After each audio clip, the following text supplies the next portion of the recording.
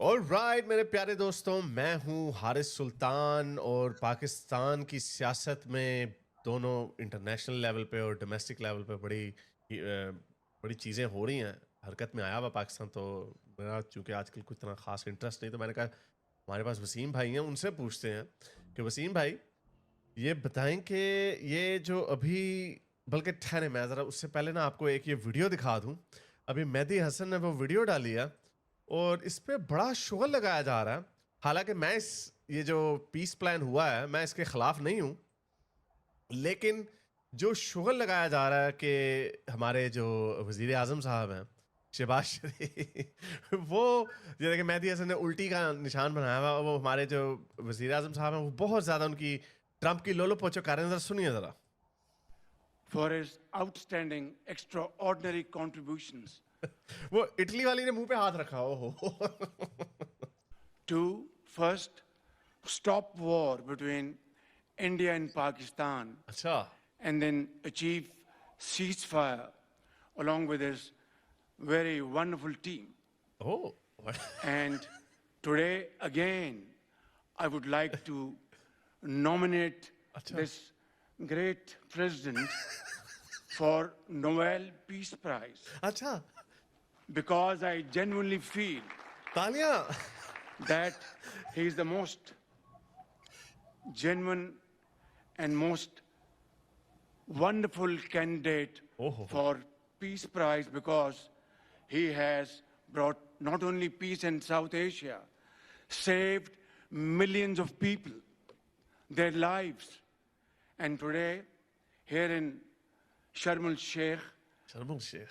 achieving peace in Gaza is saving millions of lives in the Middle East.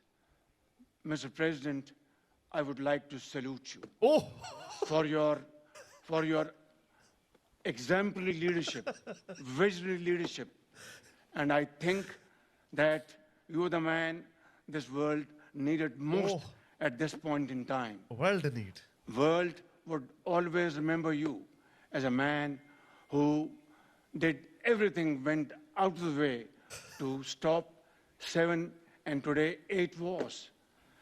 ये 7-8 Wars का जो claim है ये सिर्फ हमारे प्रेसिडेंट ट्रम्प साहब ही कर रहे हैं, लेकिन सर ये कोई आपको भी मैं देख रहा था बड़ा क्रिंज किस्म की मुस्कुराहट आप मुस्कुरा रहे थे। ये कोई ज्यादा बूट पॉलिश नहीं हो गए? क्या विचार है आपके पास? ये शहबाज साहब तो फिर इंतहा पे जाते हैं ना जब किसी की तारीफ करने पे आए।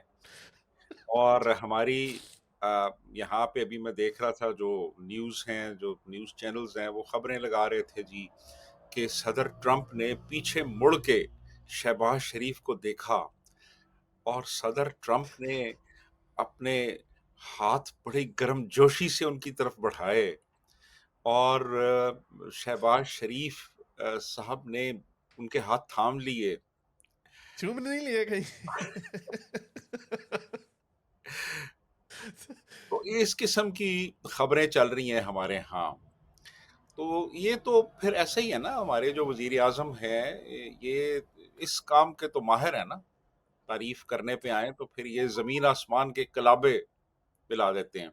तो पहले जब पीस प्राइज के लिए जब नॉमिनेट किया था तो अगले दिन वो ईरान के ऊपर हमला हो गया था। आई मीन मेरे एंगल से, अब क्योंकि मैं तो ज़रा प्रो वेस्टर्न किस्म का आदमी हूँ, तो मेरे हिसाब से तो ये पीस प्लान एक अच्छी चीज़ है। लेकिन मैं पाकिस्तान के एंगल से बात कर रहा हूँ कि पाकिस्तान की आवाम क्या उनको ये इस पीस प्लान से वैसे वो खुश हैं या क्या पाकिस्तान में इसका रिएक्शन है?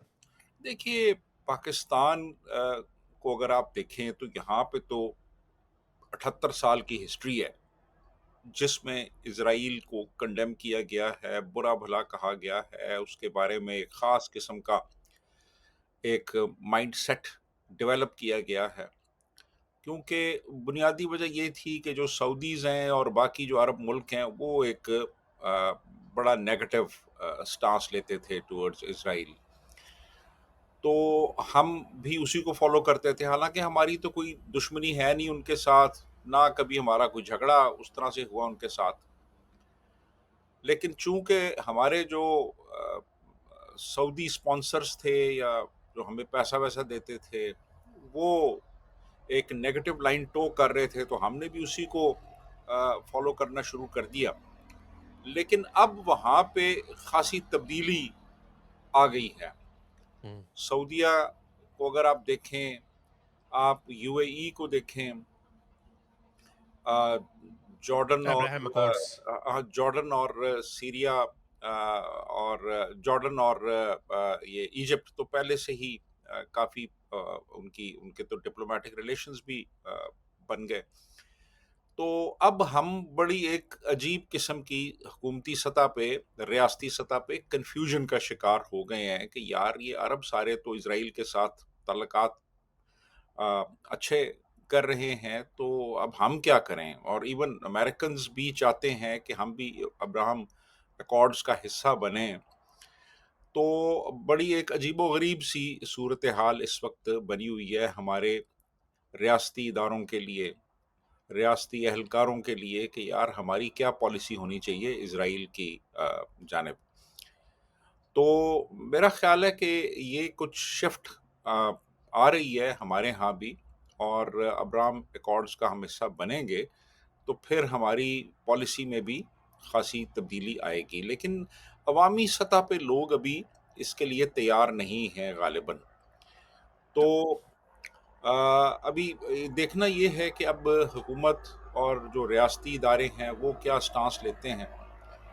तो वो तो कुछ भी हो सकता है इस हवाले से।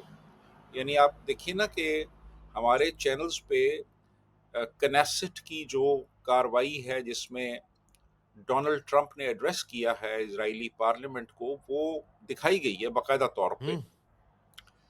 तो ये एक एक शिफ्ट है, ये इस तरह पहले कभी नहीं हुआ था। और इसी तरह इसराइल के खिलाफ कोई मुजाहरे करने पे, और वो भी कुछ मैंने देखा है कि उसको डिस्करेज किया गया है हर सतह पे। तो बल्कि कुछ इन्फ्लुएंसर्स हैं, मैं देख रहा था, क्योंकि ये ऑब्वियसली अभी गजा की जो जंग हुई और जेनोसाइड वगैरह का ये बड़ा, यानी ऑब्वियसली एक टफ सिचुएशन थी। और मुसलमान, हमारे इमाम को तो जाहिर बात है, जैसा आपने बताया कि पिछले 70-75 साल से जहर उगला गया है, एक ही तरफ का व्यू पॉइंट दिया गया। और ये मैं जब ये इसराइल की जंग शुरू हुई थी, मैं तब भी ये कह रहा था कि पाकिस्तान की जो ऑफिशियल पोजीशन है वो टू स्टेट सोल्यूशन वाली है कि 1967 के बॉर्डर्स पे चले जाओ, वो पाकिस्तान की ऑफिशियल पोजीशन है। लेकिन हमने अब देखा कि एक ये नई पौध निकली, स्पेशली जो मुसलमान वेस्टर्न मुल्कों में रहते हैं, वो उससे भी ज्यादा अग्रेसिव है, क्योंकि जाहिर बात है जो पाकिस्तानी ब्रिटेन में रहते हैं वो पाकिस्तानी हुकूमत के मातहत तो नहीं है, उनके तो एक सब कल्चर अलहदा से बन गया, वो तो पिछले 30-40 सालों से ब्रिटेन में ही पले बड़े। तो वो ब्रिटेन के वेस्टर्न एंगल से फलस्तीन को देख रहे थे। तो उधर एक नई एक ये वेव आई इस जंग 7 अक्टूबर के बाद कि from the river to the sea Palestine will be free, यानी इसराइल को पूरे तरीके से खत्म कर दिया जाए, यानी वाइप आउट कर दिया जाए। तो वो सोशल मीडिया पे वो मूवमेंट बड़ी अब ऊपर चली गई, जिसकी वजह से मैं ये देख रहा था कि बहुत सारे, जो जाहिर बात है अब सोशल मीडिया का दौर है, पाकिस्तान के लोग भी, ये फातिमा भुट्टो वगैरह मैं देख रहा था इनको, तो ये तो टू स्टेट सोल्यूशन को भी नहीं मानते। तो जो जहर इन्होंने 75 साल उगला, जिसका मकसद था कि 1967 के बॉर्डर्स पे चले जाएं, तो अब ये इतनी बड़ी पलटी कैसे खाएंगे और अवाम को कैसे बेचेंगे? अवाम तो कह रही है कि नहीं, इसराइल को बिल्कुल ही खत्म हो जाना चाहिए, तो जीनोसाइड स्टेट और ये अपार्टाइड स्टेट है। हाँ, ये बिल्कुल सही कह रहे हैं। इवन ये जो सेनेटर मुश्ताक साहब हैं जिन्होंने पूरा यस। ड्रामा किया और वहां पे गए, फ्लोटेला। हाँ जी, वो 3 दिन के बाद उनको छोड़ दिया उन्होंने वहां पे कि ठीक है आप जाएं। तो वो फिर दाढ़ी मुंडवा के जब वापस पहुंचे पाकिस्तान, तो उन्होंने भी यही कहा जी कि हम इसराइल के खात्मे तक चैन से नहीं बैठेंगे। हम्म। यानी आप अंदाजा लगाएं कि यार ये किस किस्म की बात कर रहे हो यार तुम, और तुम खात्मा कर सकते हो इसराइल का। इसराइल एक रियलिटी है, एक मुल्क है, अक़वाम मुत्तहिदा का मेंबर है, आधे से ज़्यादा मुस्लिम ममालिक उसको तस्लीम कर चुके हैं, और तुम अभी भी ये इस किस्म की बातें कर रहे हो कि जी हम उसको ख़त्म करेंगे। तो ये जो माइंडसेट है ना, ये माइंडसेट अब रेलेवेंट नहीं रहा आज के दौर में। ये महज़ रिटॉरिक तक महदूद है। और इसको कोई सीरियसली नहीं ले रहा। आप इस तरह की बातें करेंगे तो आपको एक मसखरा ही समझा जाएगा। अ, तो मेरा ख़्याल ये है कि हमें इस हवाले से, इसराइल के हवाले से इस चीज़ पे बड़ा रैशनली, रियलिस्टिकली सोचना चाहिए और कोई हर्ज नहीं है अगर हम अब्राहम अकॉर्ड्स का हिस्सा बनें, हम इसराइल को तस्लीम करें, इसराइल के साथ डिप्लोमैटिक रिलेशंस कायम करें। हमें फ़ायदा ही है इसमें, नुकसान कोई नहीं है। बहुत से एरियाज़ में कोऑपरेशन हो सकती है, हमें तो अपने मुल्क का मफ़ाद देखना है कि सहरा में उन्होंने एग्रीकल्चर शुरू कर दिया है। समुद्री पानी से वो फ्रेश वाटर बना रहे हैं और वहाँ की जो इंडस्ट्री है, अ, जो आईटी की इंडस्ट्री है मिसाल के तौर पे, डिफेंस इंडस्ट्री भी जो है और जो उसको डिफेंस इंडिया इंडस्ट्री, के भी वो ज्यादा करीब चले जाता है। अगर आपने पाकिस्तानी होकर सोचना है तो आप वो भी रोक सकते हैं काम। हाँ जी, जो उनकी डिफेंस इंडस्ट्री है उसमें अ, उन्होंने इतना काम किया है, तो मेरा ख्याल ये है कि हमें उनसे अच्छे तल्लुकात कायम करने चाहिए और हमें हमारी कोई बेसिस नहीं बनती उनके साथ दुश्मनी की या लड़ाई की या एक नफ़रत करने की कोई कोई बेसिस नहीं है। वो भी हज़रत इब्राहीम से उनकी लड़ी मिलती है जाके, हमारी भी, ईसाइयों की भी। तो हम चचेरे भाई हैं एक-दूसरे के। तो मेरा ख़्याल है कोई हर्ज नहीं है कि हम उनके साथ अच्छे तल्लुकात कायम करें, इसमें हमारा अपना, हमारे मुल्क का फ़ायदा है। जी हाँ। चलें ये तो चलें ये तो अब वक्त ही बताएगा कि जो इतना अरसा जहर उगला और अब एकदम से इतनी बड़ी पलटी कैसे खाएंगे, अब आवाम को कैसे कहेंगे कि नहीं चलें अब हम हिस्सा बन जाते हैं। मेरा ख्याल से वो एक मुशर्रफ वाली लाइन डाली जाएगी कि भाई हमारा तो मसला नहीं, वो तो अरबी जब अरब मानने के लिए तैयार है तो हम कौन होते हैं बीच में, वो कौन सा मुहावरा है फलाने की बेगानी शादी में मुला दीवाना अब्दुल्ला दीवाना। तो उसी तरह तो ये तो चले वक्त ही बताएगा कि ये बात कहाँ पे जाती है। पाकिस्तान के ज़रा घर के करीब आते हैं। ये सर ये क्या अफ़गानिस्तान का एकदम से सोए जागे, ये क्या मसला हुआ? ये क्यों बॉर्डर पे जंगे? वो कह रहे हैं कि हमने आपके कुछ 40-50 फ़ौजी मार दिए हैं। वो पाकिस्तान ने एक्नॉलेज नहीं किया कि हमने कोई शुरू में ऑपरेशन किया था, लेकिन बाद में उन्होंने रिटेलिएटरी स्ट्राइक्स का पाकिस्तान ने कहा है। तो ये क्या चक्कर है? तालिबान तो बड़े दोस्त थे, जंजीरें भी तोड़ दी थी उन्होंने गुलामी की, बड़ी खुशियाँ मनाई गई थी पाकिस्तान में कि काफरों को, अमरीकियों को मार दिया, ग्रेवयार्ड ऑफ एम्पायर्स है और इस्लाम की जीत हो गई और फिर से बावकार खुद मुख्तार कौम अब वापस आ गई। तो ये क्या हो रहा है ये? देखिए जब अ, रूस था अफ़गानिस्तान में, तो बहुत से ग्रुप्स जो थे वो वहाँ से इधर आ गए थे हमारे ट्राइबल एरियाज़ में, जिनको के यहाँ के जो मकामी लोग थे उन्होंने सैंक्चुरीज़ प्रोवाइड की थी और यहाँ से वो जाके वहाँ अटैक्स करते थे। अच्छा, उसके बाद फिर जब अमेरिका आया तो फिर भी ये सिलसिला जारी रहा।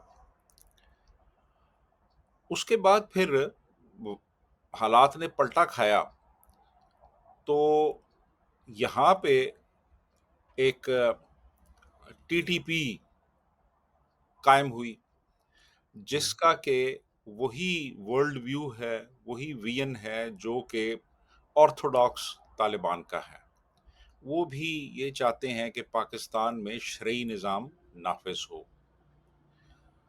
तो वो जब हमारी रियासत को, हमारी रियासती पॉलिसियों का जायज़ा लेते थे, तो उनको लगता था कि हम तो बहुत ज़्यादा डिविएट कर रहे हैं हर हर मैदान में और शरीयत से दूर जा रहे हैं। तो उन्होंने फिर यहाँ पे रियासती इदारों पे हमले शुरू कर दिए। तो जब उनके खिलाफ एक्शन हुआ तो वो लोग यहाँ से भाग के अफ़गानिस्तान चले गए और उन्होंने वहाँ पे जाके सेंचुरीज़ ले ली और उन लोगों के पास सेंचुरीज़ लीं जिन लोगों को वो यहाँ पे पनाहगाहें फ़राहम करते रहे थे और वो उधर चले गए। और उन्होंने फिर वहाँ से रेड्स करने शुरू कर दिए पाकिस्तान के अंदर। और रेड्स शुरू हो गए उनके, यानी मुख्तलिफ जगहों पे हमले करना, ये सारा सिलसिला शुरू हो गया। तो अब जो है ना सूरत हाल वो ये है कि ये जो टीटीपी है, टीटीपी जो है वो हमारी अपनी नेशनल सिक्योरिटी के लिए एक थ्रेट बन चुकी है। और ये लोग जो हैं ये हर तरह की इनके पास पावर है, और अभी जो रिसेंटली जो क्लैशेस हुए हैं बिटवीन तहरीक तालिबान पाकिस्तान और दूसरी तरफ वो जो दूसरी पार्टी है, अब ये सिलसिला जो है ये अब एक तरह से शुरू हो गया है, और इसको कैसे अब कम करना है, क्योंकि वो टीटीपी वाले जो हैं वो बाकायदा तौर पे वो मुनज़्ज़म हो चुके हैं और वो अटैक्स कर रहे हैं पाकिस्तान के अंदर, और अभी उन्हीं के अटैक्स का एक नतीजा है कि हमारी वहाँ पे हमने अटैक्स किए हैं अफ़गानिस्तान के अंदर, उनकी बहुत सी चौकियाँ कैप्चर कर ली हैं हमने। तो ये जो बॉर्डर है अफ़गानिस्तान के साथ ये हॉट हो चुका है इस वक़्त, क्योंकि काफ़ी क्लैशेस हुए हैं हमारे तालिबान पे, और तालिबान ने भी अटैक्स किए हैं, तो इस वक़्त सिचुएशन ख़ासी फ्लूइड है और ख़ासी अनप्रेडिक्टेबल है। जी, हारिस। ये तो आपने टीटीपी का जिक्र किया, तो ये वाले पाकिस्तान की नज़र में हम इनको कहते थे ये बैड तालिबान है, लेकिन दूसरे वाले गुड तालिबान है। लेकिन ये जो अभी जो स्कर्मिशेस हुई हैं, तो इसमें तो जो उनके जो जिसको हम गुड तालिबान कहते थे, वो भी लड़ रहे हैं पाकिस्तान की फौज के साथ, और वो उनको बैकअप कर रहे हैं, और वो कह रहे हैं कि टीटीपी वगैरह का कोई ऐसा हाल नहीं है। वो कोई पाकिस्तान का जो क्लेम है कि दहशतगर्दी पाकिस्तान का के अंदर टीटीपी वाले दहशतगर्दी कर रहे हैं, तो वो तो उनके साथ मिलकर उनको प्रोटेक्ट कर रहे हैं। और उन्होंने तो पूरी वो जो अमेरिका जो इतनी बख्तरबंद गाड़ियां और जदीद असला जो अफगानिस्तान में छोड़ के चला गया था, वो तो वो यूज़ कर रहे थे। नहीं, मैंने सोशल मीडिया पे मैंने कुछ वीडियोस देखी। वो तो बिल्कुल ठीक कह रहे हैं आप कि वो जो है वो अफ़गानी जो हैं, जो अफ़गान हैं, वो बाकायदा तौर पे प्रोटेक्शन दे रहे हैं इनको, ये जो टीटीपी वाले हैं। टीटीपी को मुकम्मल एक हिमायत और सपोर्ट हासिल है अफ़गान तालिबान की। वही तो हम बात कर रहे हैं कि वो तो सारे बैड तालिबान हो गए फिर? क्या अब हम इनको सारों को बैड तालिबान अब हम समझेंगे और ये कहेंगे कि पहले जिनको हम गुड अब कहते थे वही वो भी हुआ बुरे है ही ना हैं? कि अब गुड तालिबान वाली बात खत्म हो गई है ना। अच्छा। अब सिर्फ बैड तालिबान है। यानी हम सही हो गए। अच्छा। हाँ जी। तो ये नहीं, तो इसका इसका रुख किधर जाएगा? अब जो हमारे वजीर आजम साहब तो अभी जब ट्रंप साहब को खराज अकीदत पेश कर रहे थे और उनको सलामियाँ सलूट सलूट भी मार रहे थे, और बूट बूट पॉलिश करना ही रह गया था लिटरली। तो वो कह रहे थे आपने 7 जंगें रोकी हैं, ये 8वीं भी रोक दी है जो गजा में चल रही है। तो क्या ये इधर भी ट्रंप ने जिस तरह जहाज में अपने में कहा था कि पाकिस्तान और अफगानिस्तान भी गर्म हो गए, शायद वो मुझे भी वो वाली भी शायद मुझे ही रोकनी पड़ेगी। तो ये क्या इसका नतीजा क्या निकलेगा? क्योंकि पिछले साल अर्लियर दिस ईयर भी बॉर्डर पे अफगानिस्तान के साथ तालिबान के साथ स्कर्मिशेस पाकिस्तान की हुई थी, तो उसका नतीजा कोई नहीं निकला। हमने मेरा ख्याल एयरफोर्स ने वहाँ पे कोई काबुल में मेरा ख्याल बम गिराए थे, एयर स्ट्राइक्स की थी, तो उसका नतीजा कुछ नहीं निकला। तो ये इसका क्या नतीजा निकलेगा? क्या कुछ होगा, कोई रिजल्ट निकलेगा, या फिर इसी तरह ठंडा हो जाएगा और फिर 5-6 महीने बाद कोई काम करना पड़ेगा? देखिए, अभी तो एक बहुत ही फ्लूइड सिचुएशन है। इस वक़्त बॉर्डर के ऊपर बाकायदा तौर पे हमारी आर्मी ने एडवांस किया है, उनकी बहुत सी चेक पोस्ट्स को कैप्चर कर लिया है, और पाकिस्तान यहाँ अंदर पे गया है यानी अफगानिस्तान के? जी, जी, जी, हेवी आर्टिलरी ओके। इस्तेमाल हुई है, एयर पावर इस्तेमाल हुई है, और काफ़ी इन्होंने एक डैमेज इन्फ्लिक्ट किया है उनके ऊपर। इनकी भी कैजुअल्टीज़ हुई हैं, कि तकरीबन 12 फैटेलिटीज़ तो हुई हैं इनकी, और उसके अलावा भी हैं। तो ये तो बिल्कुल इस वक़्त सिचुएशन अफ़गानिस्तान के साथ रिलेशंस के हवाले से लोएस्ट एब पे है इस वक़्त।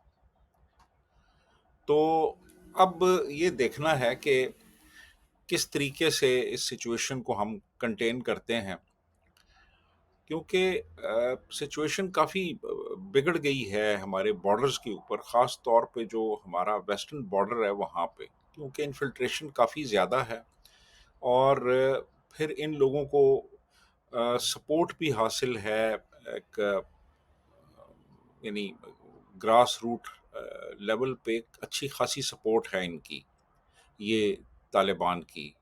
क्या पाकिस्तान की साइड पे यानी पश्तून हमारे खैबर पख्तूनख्वा में, जी, जी, जी, या इनकी उनकी साइड सपोर्ट पे? ओके। हासिल है।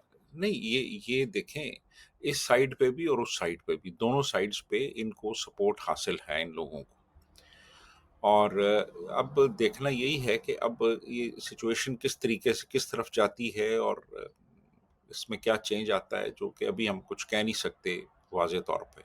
जी, और हाँ। इंडिया का क्या रोल हो सकता है कि क्योंकि जो अफगानिस्तान के जो फॉरेन अफेयर्स अमीर हैं, वो उस वक्त इंडिया में ही थे जब ये स्कर्मिशेस शुरू हुई थी। और इंडिया में भी मोदी साहब के ऊपर भी बड़ी क्रिटिसिज्म इस वक्त हो रही है कि एक तरफ तो आप हमें इस्लाम इस्लाम की बातें बताते हैं, दूसरी तरफ जो लोग इस्लाम के नाम पे शरीयत लाते हैं, कोड़े मारते हैं, आप उनके साथ ज़्यादा दोस्ती की पींगे लड़ा रहे हैं। जी, वो अमीर मुत्तकी जो हैं, उनके फॉरेन मिनिस्टर, वो इस वक़्त इंडिया में हैं और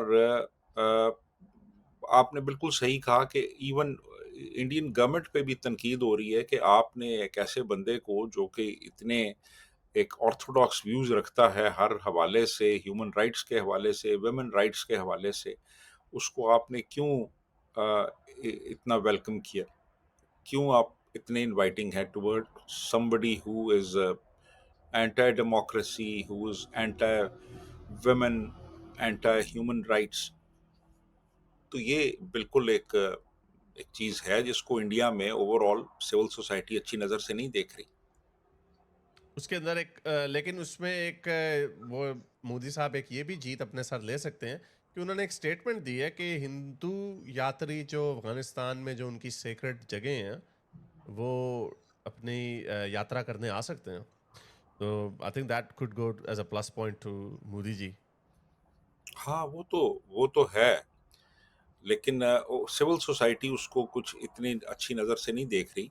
लेकिन बहरहाल अब ये देखें कैसे मैनेज कैसे करते हैं इस सारे को, अफ़गानिस्तान की जो मौजूदा हुकूमत है, तालिबान की, उनके साथ किस तरीके से ये रेकंसाइल करते हैं, ये अभी देखना बाकी है। चलो, वसीम भाई मेरे पास मौजूद हैं। इनसे अभी बात अफगानिस्तान के हवाले से हो रही थी, और अब थोड़ा सा पाकिस्तान की डोमेस्टिक सूरत हाल के हवाले से भी बात कर लें। वसीम भाई, बड़ी मुझे ये सोशल मीडिया पे खबरें आ रही हैं कि सोशल मीडिया को या इंटरनेट को बैन किया जा रहा है। कोई बड़ी थरथल्ली सी मच रही है, कोई सिविल अनरेस्ट का बड़ा डर है। अब आई नो कि बहुत सारी चीज़ें एग्जैजरेटेड भी होती हैं, खबरें एग्जैजरेटेड भी होती हैं। कोई हमारे जो फील्ड मार्शल साहब हैं, उनकी भी कोई एक्सटेंशन का मसला चल रहा है। और हमारे जो बड़े वजीर आजम, जो फॉर्मर वजीर आजम शायद बड़े भाई, वो शायद उससे खुश नहीं है। तो ये क्या चल रहा है, कुछ जरा बताएं। कोई स- पर्दे के पीछे कुछ ज्यादा नाजुक है सूरत हाल, ये क्या हो क्या रहा है? अजीब कुछ डेवलपमेंट्स हो रही हैं, मिसाल के तौर पे कल रात को और आज भी इस वक्त इंतहाई स्लो कर दिया गया है फेसबुक को, ट्विटर को और इंस्टाग्राम को। अच्छा। तो ये एक बड़ी अजीब सी डेवलपमेंट है कि सोशल मीडिया को बिल्कुल इस वक्त स्कटल कर दिया गया है। और दूसरी तरफ आज 11 बजे तमाम जो इंटरनेट सर्विस प्रोवाइडर्स हैं, वो इंटरनेट सर्विस बंद कर रहे हैं। अब इसकी समझ नहीं आ रही कि ये क्या हो रहा है। ये अचानक, यानी जितने भी सोशल मीडिया प्लेटफॉर्म्स हैं, उनको बिल्कुल स्लो डाउन कर दिया गया है। यानी इस वक्त यहाँ पे कम से कम जो पीटीसीएल है, पीटीसीएल के जो इस वक्त कस्टमर्स हैं, वो उनका चल ही नहीं रहा बिल्कुल, ना वो काम कर रहा है फेसबुक पे, ना सोशल मीडिया पे, सॉरी फेसबुक पे, इंस्टाग्राम पे और एक्स पे, बिल्कुल इस वक्त वो काम नहीं कर रहा। और स्पीड इंतहाई स्लो हो गई है और अब ये कहा जा रहा है कि आज 11 बजे से तमाम सर्विस प्रोवाइडर्स इंटरनेट की सर्विस सस्पेंड कर देंगे, बंद कर देंगे। अब ये क्यों हो रहा है, किस लिए हो रहा है, इसकी समझ नहीं आ रही। और कुछ क्या? लोग ये कह रहे हैं। जी। जी, क्या कुछ इसका इसका ताल्लुक कोई इसे इसराइल फ़लस्तीन से तो नहीं, कोई ताल्लुक, कोई यहाँ से कोई बड़ी खबर तो नहीं आने वाली कोई? ये भी एक पॉसिबिलिटी मौजूद है। ये भी एक पॉसिबिलिटी मौजूद है कि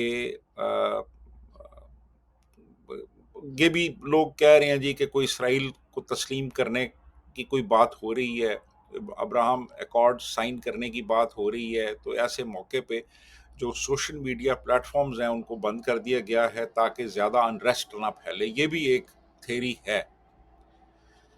तो पॉसिबिलिटी मौजूद है कि ये इंटरनेट बंद करके कुछ भी फैसला कर लें, तो ये इसकी भी पॉसिबिलिटी मौजूद है। लेकिन और क्या पॉसिबिलिटीज़ हो सकती हैं? क्या कोई इमरान खान के हवाले से तो मुझे नहीं लगता कोई इतनी बड़ी कोई कोई देखें डेवलपमेंट हुई है। देखें डेवलपमेंट एक तो ये हो रही है ना कि वो जो मुंतखब वज़ीर आला है केपी असेंबली में, वो ये भी नहीं चाहते कि ये चीफ मिनिस्टर बने। तो इस हवाले से भी वही है। कुछ हो सकता है कि गवर्नर राज के नफाज का भी इम्कान है। कुछ तंजीमों को बैन करने की बात भी हो सकती है कि आप मुकम्मल बैन ही कर दें, जैसे ये टीएलपी है जी। जी। तो उनका जी। मतलब ये कि ये भी एक पॉसिबिलिटी मौजूद है कि मज़ीद जो अनरेस्ट है उसको फैलने से बचाने के लिए ये कोई बड़ा स्टेप ले लें इस दौरान जबकि इंटरनेट सर्विस बंद है पूरे मुल्क में। नहीं, लेकिन कोई एज़ सच तो कोई इतनी अनरेस्ट वाली सिचुएशन इस वक़्त मौजूद नहीं थी। तो ये क्या एकदम से क्या इनको एकदम से शोषा उठा? नहीं, अनरेस्ट वाली सिचुएशन तो है ना जी। देखें ना, अब इस वक़्त ये एक बहरहाल स्ट्रॉन्ग पॉलिटिकल फ़ोर्स तो है टीएलपी, जिसको इन्होंने क्रिएट किया। अब इस वक़्त वो सिंध में भी ख़ासे ख़ासी स्ट्रेंथ में हैं, पंजाब में भी। ये 2 सूबे जो हैं, ये ख़ास तौर पे इनकी काफ़ी बड़ी तादाद है। तो अब अगर क्रैकडाउन इन्होंने किया है और लोग सड़कों पे आ जाते हैं, तो फिर बड़े पैमाने पे बड़ा मुश्किल होता है क्रैकडाउन करना इन इन तंज़ीमों तो के इनको यानी खिलाफ। टीएलपी से डर है एज़ सच। जी, टीएलपी से भी डर है। टीएलपी को हो सकता है बैन किया जाना मकसूद हो, या कोई अब्राहम एकॉर्ड्स का कोई मतलब उस हवाले से पेशरफ्त करना चाहते हों, या कोई गवर्नर राज लगाने की बात है, वगैरह-वगैरह मुख्तलिफ थियरीज़ लोग ला रहे हैं यानी सामने। हमको तो 11 बजे ही पता चलेगा, लेकिन मैं ज़रा टीएलपी के हवाले से भी पूछना चाह रहा था। टीएलपी ने अब क्या शरारत की है? टीएलपी का मैं देख रहा था कि बड़ा हुकूमत उसके खिलाफ कमर दस्ता हो रही है। इसकी एकदम से टीएलपी ने अब क्या हो गया? ये तो जो देखिए सात ये रिजवी। नहीं, नहीं, ये देखें अच्छा, टीएलपी जो है ना, टीएलपी का ये है कि ये जो इस किस्म की मज़हबी तंज़ीमें होती हैं, इनके लिए ज़रूरी होता है कि ये अपने आप को अलाइव रखें, और अलाइव तभी रखा जा सकता है कि ये अपनी मौजूदगी का एहसास दिलाएँ, सड़कों पे आएँ, नारे लगाएँ, अखबारों में, मीडिया पे आएँ। तो फिर ये एक तरह से इनको नई ज़िंदगी मिलती है इससे। तो ये जो तंज़ीम है, ये काफ़ी अरसे से डोरमेंट चली आ रही थी। जी। यानी जब ये ग़ज़ा का मामला शुरू हुआ, तो उस वक़्त ये सड़कों पे नहीं आए, हुँ। इनके कोई बयानात नहीं आए, इन्होंने कोई इसकी क्या नारे वजह हो नहीं सकती है? लगाए, खामोश बैठे रहे ना। तो फिर किसी ने कहा होगा कि यार ये तो एक बड़ा सुनहरा गोल्डन अपॉर्च्युनिटी। मौका है कि आप आएँ, हुँ। सड़कों पे आके नारे लगाएँ, अपने आप ग़ज़ा के साथ अपने आप को एसोसिएट करें, और इसराइल की बर्बादी का आज़्म करें, तो फिर आपकी जो सपोर्ट बेस है वो और मज़बूत होगी और ज़्यादा लोगों तक वो फैलेगी।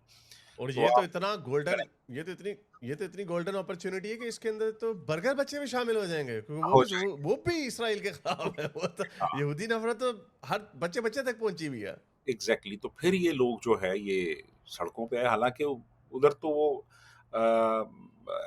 फाइनलाइज़ हो चुका था पीस प्लान, तो अब हम्म। तो कोई तुक नहीं बनती थी सड़कों पे आने की और नारे लगाने की, और लेकिन चूँकि वो इनको उस वक़्त ख्याल आ गया था कि यार हमने ये अपॉर्चुनिटी बस ज़ाया होने वाली है, तो इसको जल्दी-जल्दी अवेल कर लें। तो ये सड़कों पे आ गए, इन्होंने कहा जी हम अमेरिकन एम्बेसी तक जाएँगे इस्लामाबाद में। अच्छा, अब जो हमारी एस्टेब्लिशमेंट है, उसको ये चीज़ एक्सेप्टेबल नहीं थी। ओह नहीं नहीं। तो उन्होंने फिर जनाब जब ये मुरीद के पहुँचे हैं, तो ठीक-ठाक क्रैकडाउन किया अच्छा। और उसकी वीडियोज़ अवेलेबल हैं सोशल मीडिया पे, अगर आप देखें, तो यही लोग जो नारे लगा रहे थे और इसराइल के खात्मे की बातें कर रहे थे, ये फिर माफ़िया माँगने पे आ गए और फिर जनाब ये अल्लाह रसूल के वास्ते देने लगे कि जी आप वापस चले जाएँ। लेकिन इट वाज़ टू लेट। फिर उन्होंने कहा जी हमारे साथ मुज़ाकरात करें। यार किस चीज़ के मुज़ाकरात करें? मुज़ाकरात किस चीज़ पे? लेकिन वो फिर इन्होंने क्रैकडाउन किया, इन्होंने मारा, उसमें अच्छा, कैजुअल्टीज़ भी, फैटेलिटीज़ भी हुई उसमें। ये खबरें कोई आई तो नहीं, मैंने तो नहीं देखी कहीं पे नहीं, नहीं, नहीं, कि ये तो हुआ, सोशल वीडियोस आई। मीडिया पे भरा हुआ है जो एक्शन हुआ है वहाँ पे। मेरा शायद एको चेंबर्स वगैरह मेरा बदल गए हैं शायद, इस वजह से मेरे तक ये वीडियोस बड़ा नहीं पहुंची, बड़ा इसके ऊपर तो मुझे ठीक-ठाक बहुत पूरी लाहौर अच्छा। से, मतलब हज़ारों की नफ़री आई लाहौर से। अच्छा, पुलिस आए, रेंजर्स आए, उन्होंने बहुत बड़ा एक्शन किया मुरीद के में। ये आ रहे थे ना, इस्लामाबाद की तरफ आ रहे थे। तो जब अमेरिकन वहाँ एम्बेसी की तरफ जा रहे थे। फिर एक्शन हुआ, एक्शन में उन्होंने फिर गोलियाँ भी चलीं और अच्छा, तो मौलवियों की कैजुअलिटीज हुई हैं कोई? हाँ जी, फैटेलिटीज़ हुई हैं वहाँ पे। ओहो हो। अब एग्ज़ैक्ट नंबर तो नहीं पता, वो फॉग ऑफ वॉर में गुम हो जाता है वो, आने हाँ, नहीं देते सामने। हाँ। लेकिन लोग मरे हैं, ज़ख्मी हुए हैं काफ़ी, और वो सारा डिस्पर्स हो गया और वो ख़त्म हो गया सिलसिला। लेकिन फिर उसके बाद और लोग निकल आए सड़कों पे। लेकिन आज इन्होंने सारे वो खोल दिए हैं, स्कूल कॉलेज भी खुल गए हैं आज, और अ, सड़कें भी खुल गई हैं। कुछ सड़कें बंद हैं, लेकिन काफ़ी सारे सड़कें खुल गई हैं। स्कूल कॉलेज खुल गए हैं, दफातर खुल गए हैं, बहुत सी मेन आर्टरीज खोल दी गई हैं और काम रूटीन के मुताबिक शुरू हो गया है। जी। लेकिन 11 बजे इंटरनेट भी बंद हो जाएगा, लेकिन तो इसका 11 मतलब बजे कोई इंटरनेट बंद हो रहा हाँ। है। जी। तो इसका मतलब कोई बड़ी पेशरफ्त होने वाली है। आखिरी सवाल आपसे ये है कि जो एक्सटेंशन का जो मसला चल रहा है, और हमारे फील्ड मार्शल साहब 2 दफ़ा मेरा ख्याल जा चुके हैं सदर ट्रंप के पास, और सदर तो ट्रंप बड़ी ने उनकी तारीफ भी की है, अभी वो शर्म शेख में उन्होंने कहा है जी he is my favourite field marshal. अच्छा। तो there you go। यानी फिर आप देख लें, फिर हमारे फील्ड मार्शल साहब उनके साथ कौन कौन से वादे कर रहे होंगे, क्योंकि सारी बात है ट्रम्प को जरा खुशामद चापलूसी चापलूसी पसंद आती है, और जरा उनकी कोई तारीफ कर दे, और जो वो कह रहे हैं उनकी हाँ में हाँ मिला दे, तो ट्रम्प साहब बल्कि वहीं पे खुश हो बल्कि जाते हैं। उन्होंने उन्होंने उसी प्रेस कॉन्फ्रेंस में शहबाज शरीफ को कहा कि भई वो जो मेरे फेवरेट फील्ड मार्शल हैं, उन तक मेरे रिगार्ड्स पहुँचा देना। अच्छा, हाँ जी। ये जब समिट हुआ है इसमें। जी, वो जो आपने वीडियो लगाई थी अच्छा, उसमें। उसी में, अच्छा अच्छा अच्छा अच्छा। हाँ, वो मैंने वो ट्रम्प का कमेंट नहीं देखे, मैंने तो ये सिर्फ उनके देखे। तो उनकी, तो यानी उनको अमेरिका का आशीर्वाद भी हासिल है, और ऑब्वियसली ट्रम्प साहब तो चाहते होंगे कि ये इसराइल फ्रेंडली पीस हो, और अब्राहम अकॉर्ड्स उनकी लेगेसी का हिस्सा है।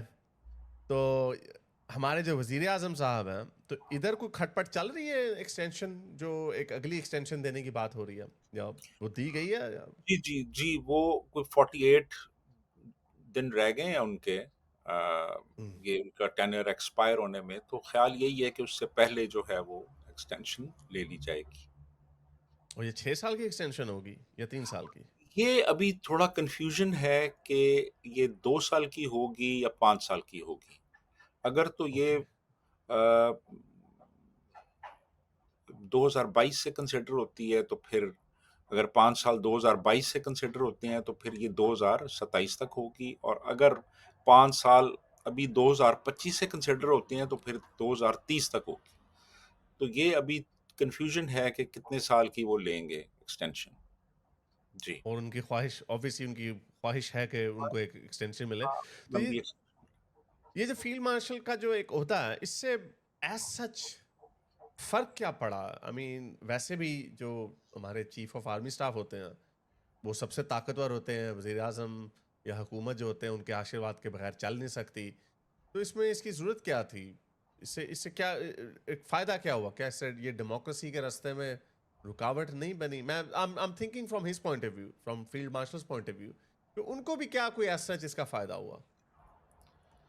देखिए, टेक्निकल टर्म्स में अगर देखा जाए तो सारी जो पावर होती है ना, वो चीफ ऑफ आर्मी स्टाफ के पास होती है। हुँ, फील्ड मार्शल एक सेरेमोनियल एक होता है। पोजीशन है, और इसकी कोई ख़ास उस तरह से अहमियत नहीं है। ये जैसे आप समझ लें कि chief of chairman joint chiefs of staff committee है, हुँ, लेकिन वो भी एक सेरेमोनियल पोजीशन है।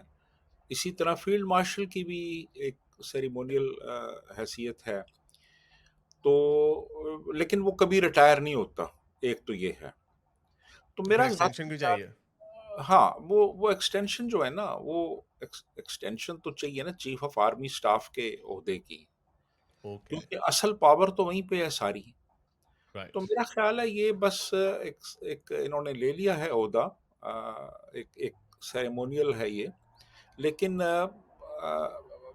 मुझे यकीन है कि ये आर्मी चीफ का ओहदा अपने पास रखेंगे एक अरसे तक, क्योंकि असल जो ताकत का सरचश्मा है वो वही है, आर्मी चीफ। जी, तो यानी प्रैक्टिकल टर्म्स में तो फील्ड मार्शल का ओहदा कोई इतना ज़्यादा मैटर नहीं करता, सवाए इसके कि आपको 4 की जगह 5 स्टार लग जाते हैं।